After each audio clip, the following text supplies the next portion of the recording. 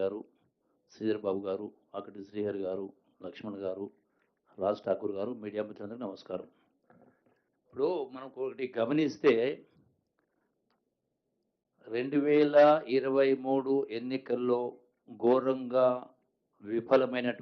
ఓడినటువంటి BRS party నాయకుల మాటల్ని గడిచిన 2 సంవత్సరాలు చూస్తూ ఉంటే, గడిచిన 2 సంవత్సరాల కాలంలో ఎన్నో రకరకాల ఆరోపణలు కాంగ్రెస్ పార్టీ పైన, ముఖ్యమంత్రి గారి పైన, మంత్రులపైన రకరకాల ఆరోపణలు చేయడం జరిగింది.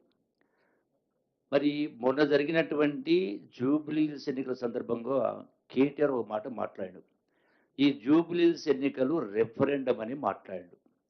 మరి మీరు చేసినటువంటి అంటే బట్టగాల్చి మీదేసే పరిస్థితి చేస్తూ మీకు అడ్డగోలుగా సంపాదించినటువంటి కోట్ల రూపాయలు ఖర్చు పెట్టు ప్రచారాలు చేస్తున్నటువంటి గోబెల్ ప్రచారం చేసిన తర్వాత కూడా మరి జూబ్లీస్ ఎన్నికల రిజల్ట్ వచ్చింది. అంటే రెఫరెండం అంటే ప్రజలు గడిచిన 2 సంవత్సరాల కాంగ్రెస్ పార్టీ పరిపాలన పైన, రేవంత్ రెడ్డి గారి పరిపాలన పైన తీర్పు ఇస్తారు అన్నాడు. తీర్పు ఇచ్చిండు. దీని అర్థం ఏంటి? ఒకటి.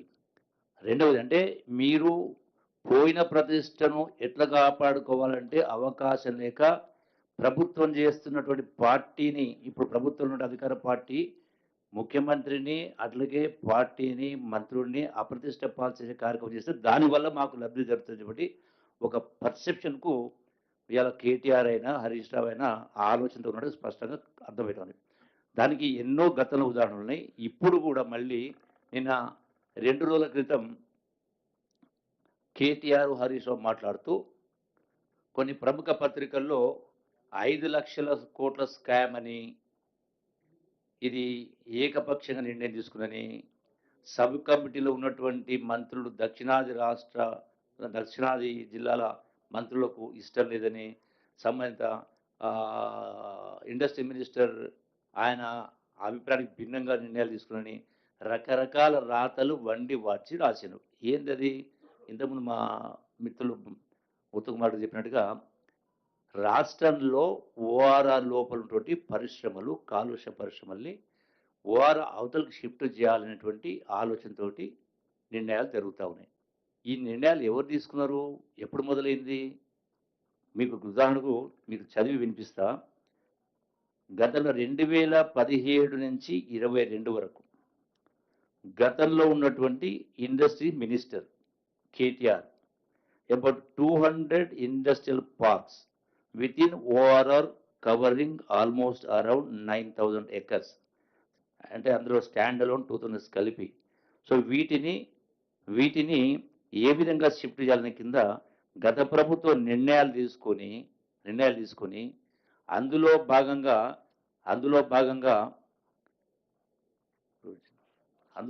ఇది కాదు.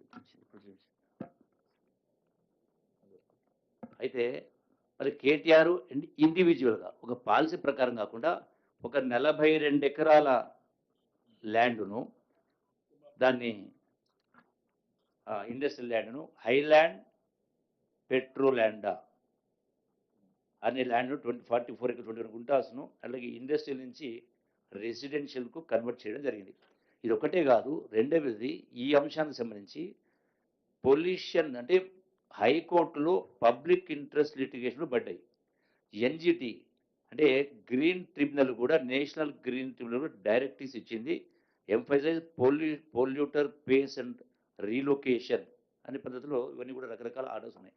అంటే గత ప్రభుత్వమే ఇవన్నీ కూడా నిర్ణయాలు తీసుకుని అందులో భాగంగానే కొన్ని చేయడం జరిగింది.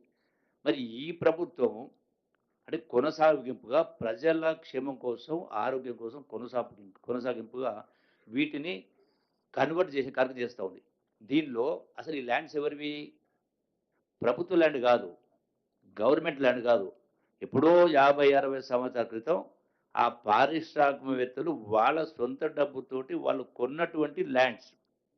ఇదేదో గవర్నమెంట్ ల్యాండ్ను దారాదత్తం చేసి ఇచ్చేస్తున్నారని, అగ్గోదరకి ఇచ్చేస్తున్నారని చెప్పనేటువంటి పద్ధతిలో, అంటే ప్రజల మనసుల్లో ఒక విషబీజం నాటే పద్ధతిలో ప్రముఖ పత్రికల్లో హెడ్లైన్స్లో రాసే కార్యక్రమం చేయడం జరిగింది.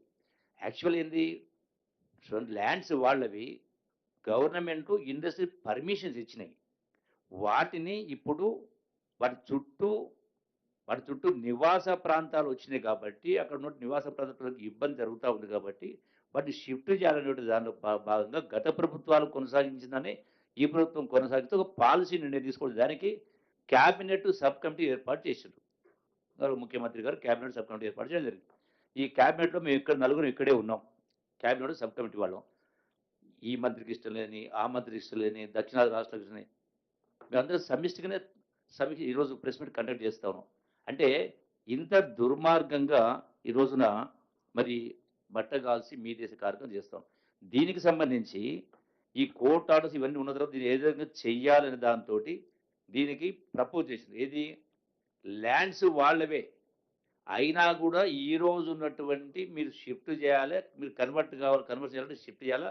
షిఫ్ట్ చేసినా కూడా ఈరోజు ఉన్నటువంటి రిజిస్ట్రేషన్ ల్యాండ్ రిజిస్ట్రేషన్ వాల్యూలో మీరు 100% పేమెంట్ చేయాలని కింద నిబంధనలు పెట్టడం జరిగింది. దానికి సంబంధించినటువంటి స్టేక్ హోల్డర్స్ ఎవరైతే ఉన్నారో ఐలాస్ కావచ్చు, ఫిస్టా కావచ్చు, అలీప్ అనే సంస్థ, నరెట్కో, క్రెడాయ్ ఈ సంస్థలందరిని పిలిచి మాట్లాడి చేస్తే వాళ్ళు ఔట్‌రైట్ రిజెక్ట్ చేసి ఈ ఎన్నేళ్ళని మేము అట్లా కూడా మాకు అనే కింద వాళ్ళు రిజెక్ట్ చేసి దాన్ని 10% పెట్టండి, 5% పెట్టండి, ఫ్రీగా ఇవ్వండి అనే కింద కన్వర్ట్ చేయండి అన్నారు.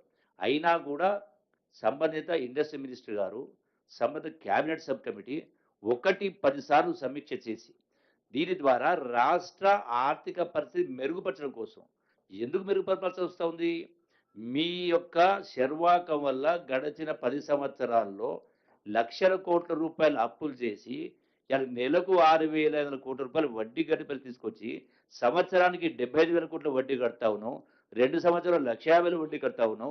ఏ విధంగా రాష్ట్రాన్ని ఆర్థిక ఇబ్బంది బయటపడాలి దానిలో ఈ యొక్క భూములు పరిశ్రమల భూములు వాళ్ళవైనా కూడా ప్రభుత్వానికి ఆదాయం రావాలని ఈ యొక్క పర్మిషన్స్ అనేది ఇండస్ట్రీస్ మీరు షిఫ్ట్ చేసుకోండి. కన్వర్ట్ చేస్తామని కింద చేసి రాష్ట్ర ఆదాయాన్ని పెంచే ప్రయత్నం చేస్తా ఉంటే, అంటే ప్రజల మేలు కోసం, నగరవాసుల మేలు కోసం చేస్తా ఉంటే, ఇలా బట్టగాల్సిన చేసి ఇలా ఎవరు తెలవకుండా ముఖ్యమంత్రి గారు చేసుకుంటా ఉన్నారు. ఆయన కోసం 5,00,000 ఏమని అర్థం ఉందా? అంటే మీకు 2023 ఎన్నికల్లో ప్రజలు తీర్పిచ్చినా కూడా బుద్ధి రాలే.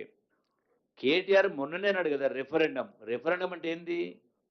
అంటే ప్రజలు గడచిన 2 సంవత్సరాల పరిపాలన పైన జూబ్లీస్ ప్రజలు తీర్పు ఇవ్వబోతారు అన్నారు. తీర్పు ఇచ్చిండ్రు కదా! మీ ఆరోపణలు చేసిన ఆరోపణలన్నీ కూడా బట్టగాల్సి మీదేసే ఆరోపణలే కదా! ఇది కూడా అందులో భాగమే. ఎందుకంటే మళ్ళీ ఇప్పుడు స్థానిక సంస్థల ఎన్నికలు వస్తా ఉన్నాయి కాబట్టి. సర్పంచ్ ఎలక్షన్స్ వస్తున్నాయి. రేపు ఇంకో ఎన్నికలు వస్తున్నాయి కాబట్టి. అంటే రాజకీయ లబ్ధి కోసం ఎంత నీచానికైనా దిగజారే కార్యక్రమాలు చేస్తే ఎట్లా అసలు మీరు ఎట్లా పరిపాలన చేసిండ్రు? మీకసలు మనస్సాక్షి ఒప్పుకోవాలి కదా కనీసం. కనీసం మాట్లాడినలో రవంత నిజం ఉండాలి కదా!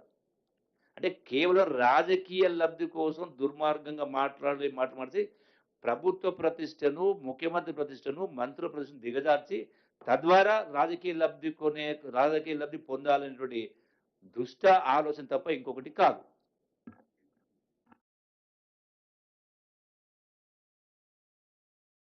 ఇది ఇంకో విషయంలో వాళ్ళు 50%, 30% అది జనాన్ని